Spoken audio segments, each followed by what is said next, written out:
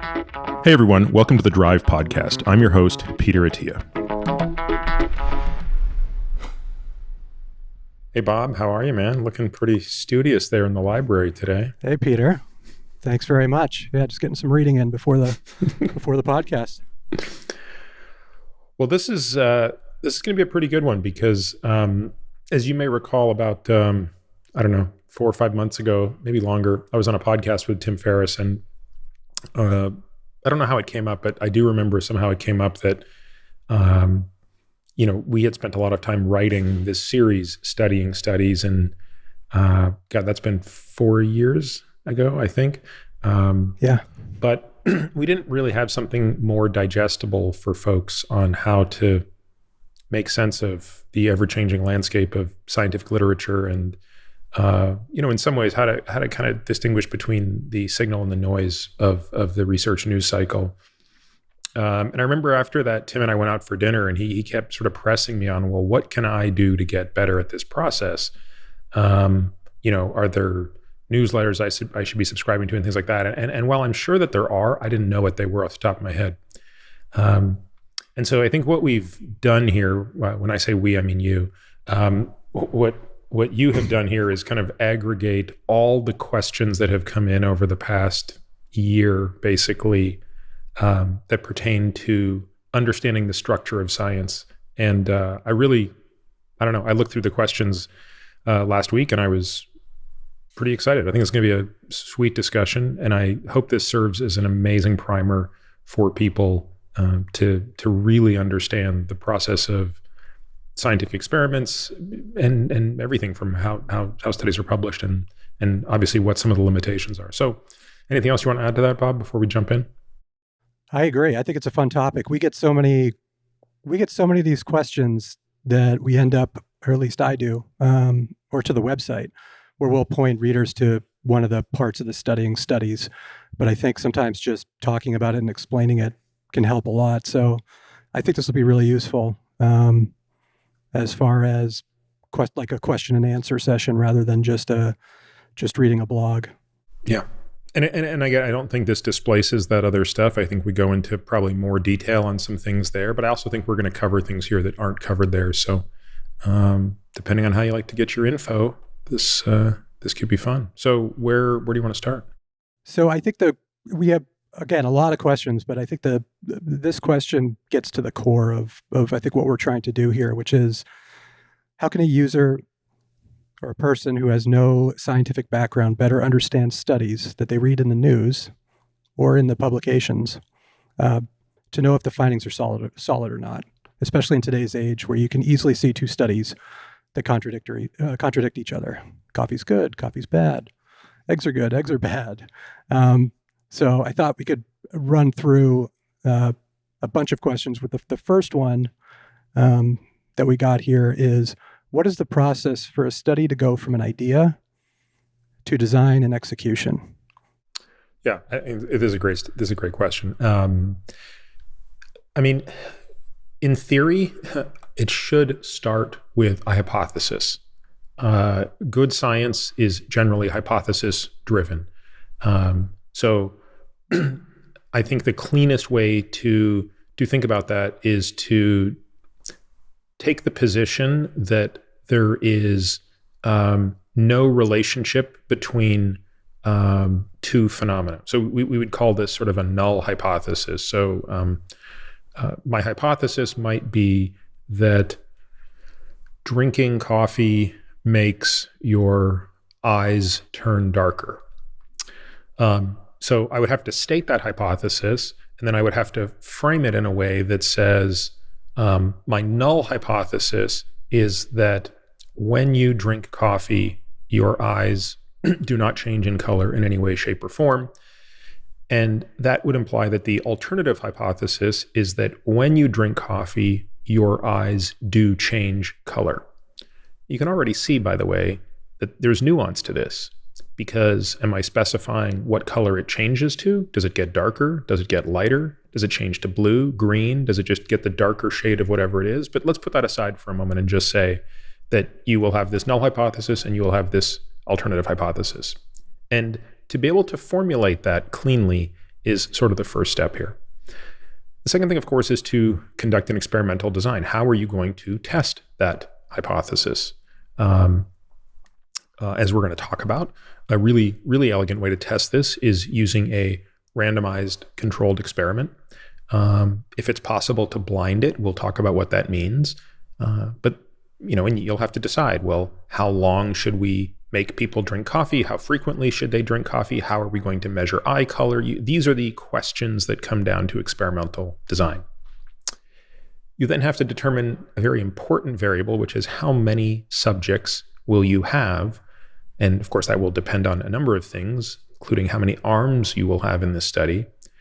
But it comes down to doing something that's called a power analysis. And this is so important that we're going to spend some time talking about it today, although I won't talk about it right now. If this study involves human subjects or animal subjects, you will have to get something called an institutional review board to approve the ethics of the study. So you'll have to get that IRB approval. You'll have to determine what your primary and secondary outcomes are, get the protocol approved, develop a plan for statistics, and then pre-register the study. All of these things happen before you do the study. And of course, in parallel to this, you have to have funding. So those are kind of the steps that go into doing an experimental study. And what we're going to talk about, I think, in a minute is that there are some studies that are not experimental, where some of these steps are obviously skipped. Yeah, one of the questions we got was, what are the different types of studies out there, and what do they mean? For example, an observational study versus a randomized controlled study. What are the different types of studies? Yeah, so I think broadly speaking, you can break studies into three categories. One would be observational studies, and we'll bifurcate those or trifurcate those in a minute.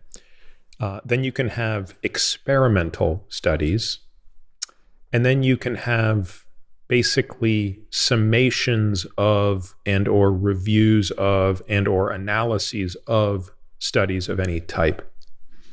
So let's kind of start at the bottom of that pyramid. And I think you actually have a figure that I don't like very much, but I was going to say, I thought it was one of your favorites. Yeah, I can't stand it. I'll tell you what I like about the figure. I like the color schema, because my boys are so obsessed with rainbows that if I show them this figure, they're going to be really happy. So let's pull up said rainbow figure. Okay, got it.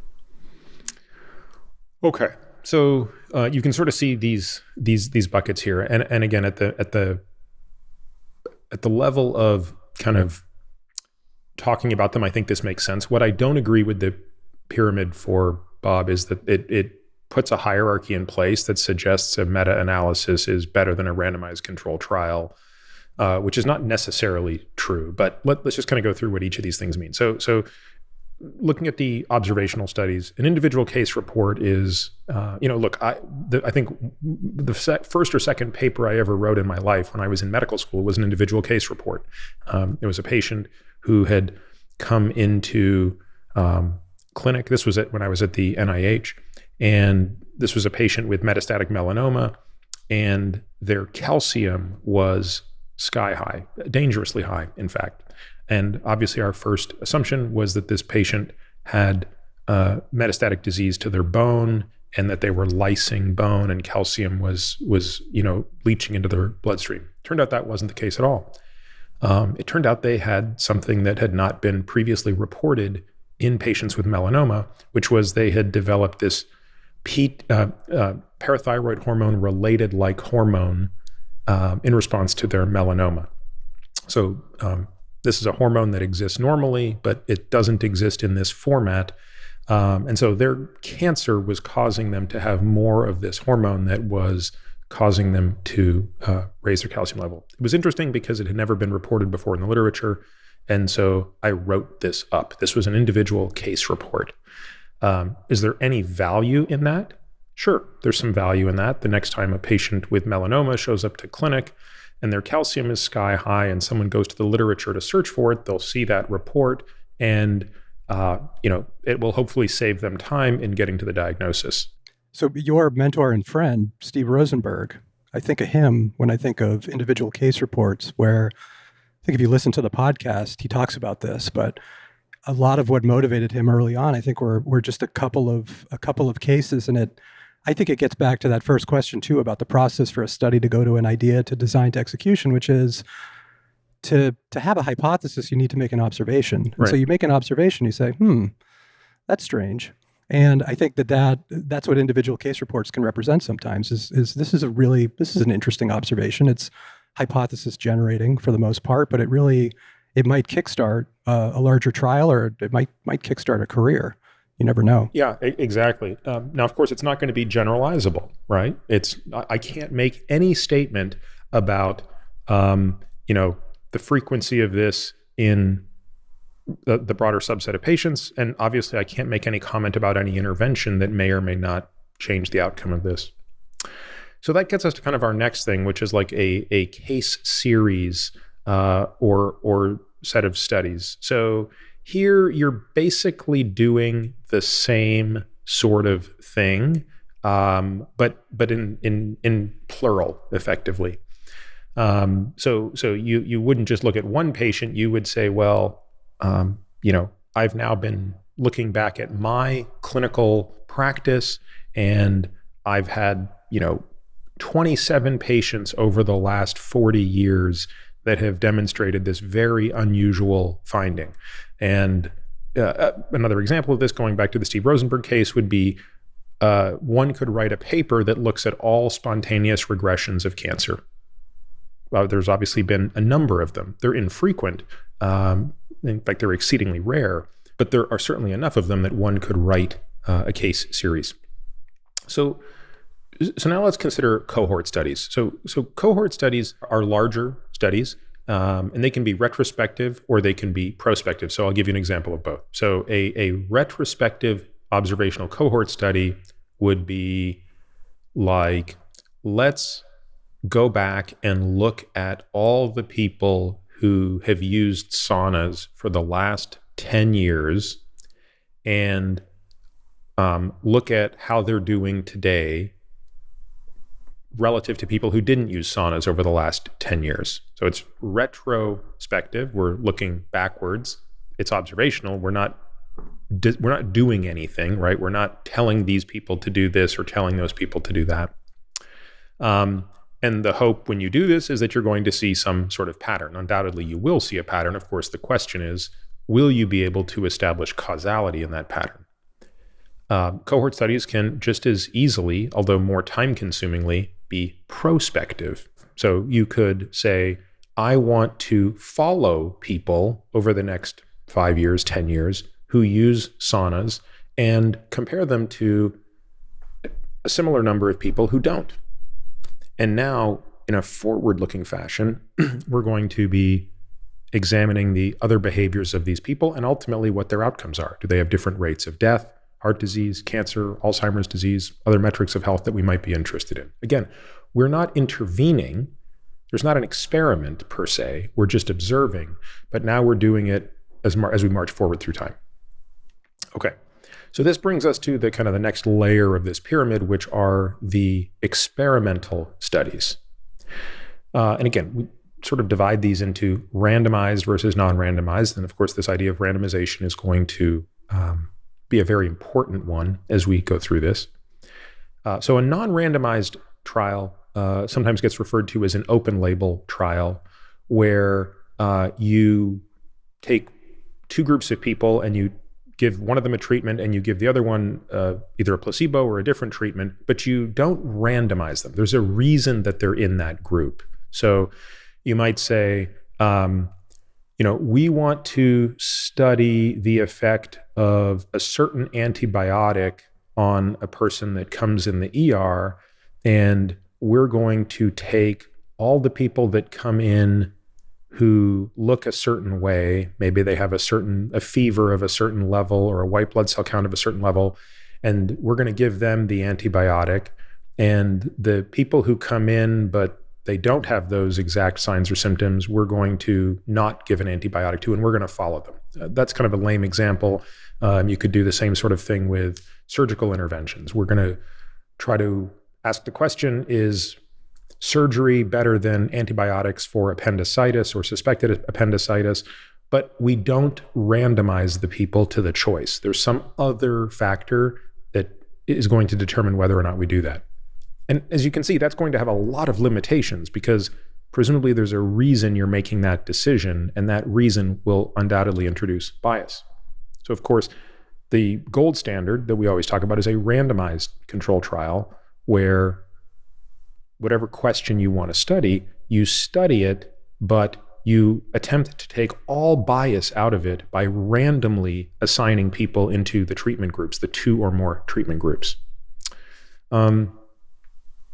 We'll talk about things like blinding later, because you can obviously get into more and more rigor when you do this. But before we leave the kind of experimental side, anything you want to add to that, Bob? I would add, so non-randomized controlled trials, maybe another example. I'm trying to think of another example, which is you have patients maybe making a decision beforehand, which we'll get into selection bias, but people might want to go, they might want to go on a statin, let's say, and then you give them a choice, and the other ones might want to go on some other drug like ezetimibe, and they're basically selecting themselves into 2 groups. But you could compare those 2 groups and see how they do, but you haven't. It hasn't been randomized. There's a lot of bias that can go into that. There could be a lot of reasons why one group is selecting a particular treatment over the other, and so that's why I think when we get to randomized trials, that it shows the power of randomization. Yeah, exactly. We don't need to go back to the figure, but people might recall that at the top of that pyramid was, systemic reviews and meta-analyses. Let's just talk about meta-analyses since they are probably the most powerful. So this is a statistical technique where you can combine data from multiple studies that are attempting to look at the same question, basically. So each study gets a relative weighting, and the weighting of a study is sort of a function of its precision. It depends a little bit on sample size, other events in the study. Larger studies, which have smaller standard errors, are given more weight than smaller studies with larger standard errors, for example. A very common way that these, you'll know you're looking at a meta-analysis. We should have had a figure for this, but I'll describe it the best I can.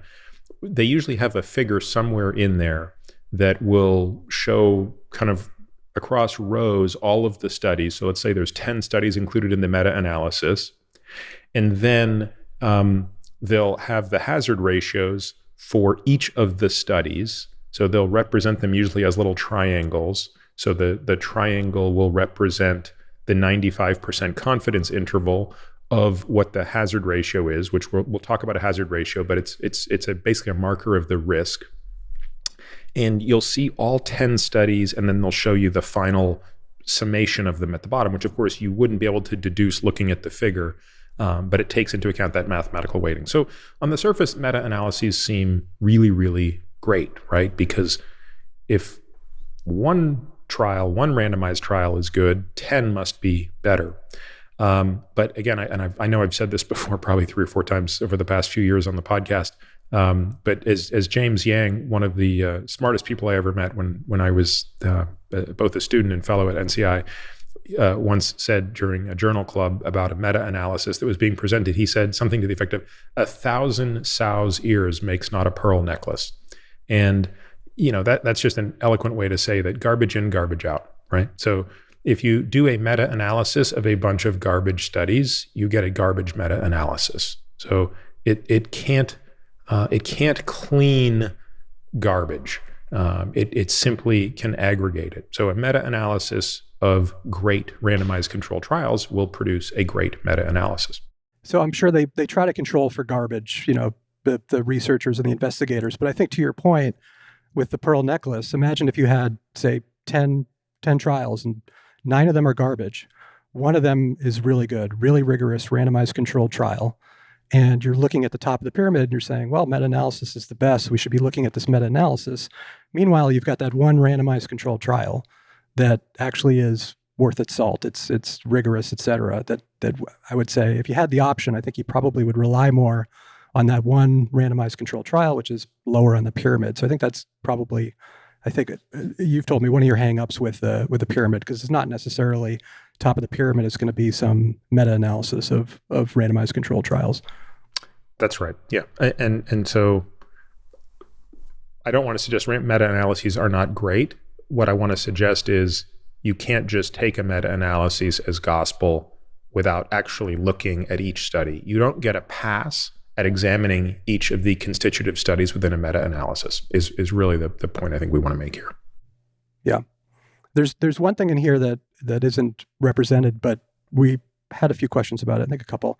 People were asking about, you know, what's the difference between a phase 3 and a phase 2 or a phase 1 clinical trial? Do you know what's going on there? Yes, and these are great questions. So here we're talking about human clinical trials, and this phraseology is used by the FDA here in the United States, and typically the world does tend to follow in lockstep, but not always with kind of the FDA's process. So if you go way back, you have an interesting idea. You have a drug that you think is, or a molecule that you think will have some, benefit. Let's think of it as a cancer therapeutic. And you've done some interesting experiments in animals, and you maybe started with some mice and you went up to some rats, and maybe even you've done something in primates. And now you're really sort of committed to this as the success of this and the safety of this in animals looks good. So it's both safe and efficacious in animals. And you now decide you want to foray into the human space. Well, the first thing you have to do is file for something called an IND, an investigational new drug application. So after you do all of this preclinical work, you have to file this IND with the FDA. And that basically sets your intention of testing this as a drug in humans. And the first phase of that, which is called phase 1, is geared specifically to dose escalate this drug from a very, very low level to determine what the toxicity is across a range of doses that will hopefully have efficacy. So these are typically very small studies, usually less than 100 people. And they're typically done in cohorts. So you might say, well, the first 12 people are going to be at 0.1 milligrams per kilogram. And assuming we see no adverse effects there, we'll go up to 0.15 milligrams per kilogram for the next 12 people. And if we have no issues there, we'll escalate it to 0.25. Now, you'll notice, Bob, I said nothing in there about does the drug work, right? So right. These are going to be patients with cancer. If this is a drug that's being sought as a treatment for colon cancer, these are going to be patients that all have colon cancer. They're often going to be patients who have metastatic colon cancer, right? So these are going to be patients who have progressed through all other standard treatments and who are basically saying, look, sign me up for this clinical trial. I realize that this first phase is not going to be necessarily giving me a high enough dose that I could experience a benefit, and that you're really only looking to make sure that this drug doesn't hurt me, but nevertheless, I want to participate in this trial. So if the drug gets through phase 1 safely, then it goes to phase 2. And the goal of phase 2 is to continue to evaluate for safety, but also to start to look for efficacy. But this is done in an open label fashion. What that means is they're not randomizing patients to one drug versus the other typically. They can, but usually it's now we think we know 1 or 2 doses that are going to produce efficacy. They were deemed safe in the phase 1. We're now going to take patients and give them this drug and look for an effect. And a lot of times, if there's no control arm in the study, you're going to compare to the natural history. So let's assume that we know that patients with metastatic colon cancer have, on standard of care, have a median survival of X months. Well, we're going to give these patients this drug and see if that extends it anymore. And of course, you could do this with a control arm, but now it adds the number of patients to the study. So again, typically very small studies can be, in the 20, 30, 40, 50 range, maybe up to a few hundred people. And that one, Peter, I think is probably a good example of if you have the non-randomization, this might be a case where, say it's an immunotherapy and people know about the immunotherapy and it's been really effective for a particular, it's approved for a particular cancer, let's say. And there are a lot of people that know about it, and there are cancer patients that know about it, and they want to get that treatment, but it's not approved. If they're talking to their doctor, or maybe they're online, they might enroll in one of these trials because they really want to try the drug, and maybe they might believe in it more than some other treatment. Yep. Yeah, there are lots of things that can introduce bias to a phase 2 if it does not have randomization. Again, the goal would be to still randomize in phase 2 because you really do want to tease out efficacy. So if a study, if a compound succeeds in phase 2, which means it continues to show no significant adverse safety effects, which, by the way, doesn't mean it doesn't have side effects, right? Every treatment has side effects.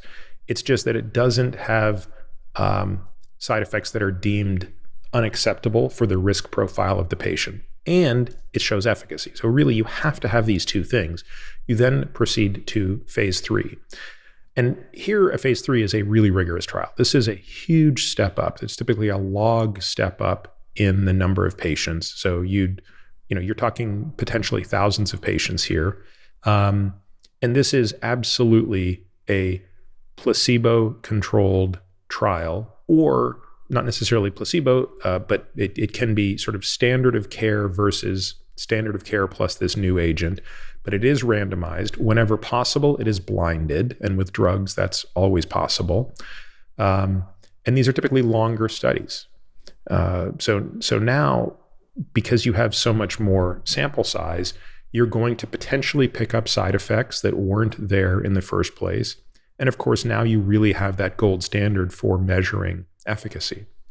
And it's on the basis of the phase 1, phase 2, and mostly phase 3 data that a drug will get approved or not approved for broad use, which leads to a fourth phase, which is a post-marketing study. So phase 4 studies take place after the drug has been approved, and they're used to basically get additional information because once a drug is approved, you now have more people taking it. And they may also be using this to look at other indications for the drug. So we talked about this recently, right? A phase 4 trial with semaglutide being used to look at obesity versus its original phase 3 trials, which were looking at diabetes. So kind of the drug's already been approved. This study isn't being done to ask the question, should semaglutide be on the market? No, it's on the market. It's basically expanding the indication for semaglutide, in this case, so that insurance companies would actually pay for it for a new indication. But given the size and the number of these studies, you're also looking for, hey, is there another side effect here that we missed in the phase 3? Right. And it might be the particular population that might have a different risk profile, so that you might have a different threshold. That's right, because you're not doing this in patients with type 2 diabetes. You're doing this in patients who explicitly don't have diabetes but have obesity. Different patients. Are we going to see something different here? So yeah. So anyway, that's the long and short of phases 1, 2, 3, and 4. Okay. So going back to observational studies, are there any things that you look for in particular that will increase or decrease your confidence in it, whether it's a pearl necklace or garbage? Thank you for listening to today's sneak peek AMA episode of The Drive. If you're interested in hearing the complete version of this AMA, you'll want to become a member. We created the membership program to bring you more in-depth exclusive content without relying on paid ads. Membership benefits are many, and beyond the complete episodes of the AMA each month, they include the following: ridiculously comprehensive podcast show notes that detail every topic, paper, person, and thing we discuss on each episode of The Drive. Access to our private podcast feed, The Qualies, which are a super short podcast, typically less than 5 minutes, released every Tuesday through Friday, which highlight the best questions, topics, and tactics discussed on previous episodes of The Drive. This is particularly important for those of you who haven't heard all of the back episodes. It becomes a great way to go back and filter and decide which ones you want to listen to in detail. Really steep discount codes for products I use and believe in, but for which I don't get paid to endorse. and benefits that we continue to add over time. If you want to learn more and access these member-only benefits, head over to peterattiamd.com/subscribe. Lastly, if you're already a member, but you're hearing this, it means you haven't downloaded our member-only podcast feed where you can get the full access to the AMA and you don't have to listen to this. You can download that at peterattiamd.com/members. You can find me on Twitter, Instagram, and Facebook, all with the ID Peter Attia MD. You can also leave us a review on Apple Podcasts or whatever podcast player you listen on. This podcast is for general informational purposes only and does not constitute the practice of medicine, nursing, or other professional healthcare services, including the giving of medical advice. No doctor-patient relationship is formed. The use of this information and the materials linked to this podcast is at the user's own risk. The content on this podcast is not intended to be a substitute for professional medical advice, diagnosis, or treatment. Users should not disregard or delay in obtaining medical advice from any medical condition they have, and they should seek the assistance of their healthcare professionals for any such conditions. Finally, I take conflicts of interest very seriously. For all of my disclosures and the companies I invest in or advise, please visit peterattiamd.com/about, where I keep an up-to-date and active list of such companies.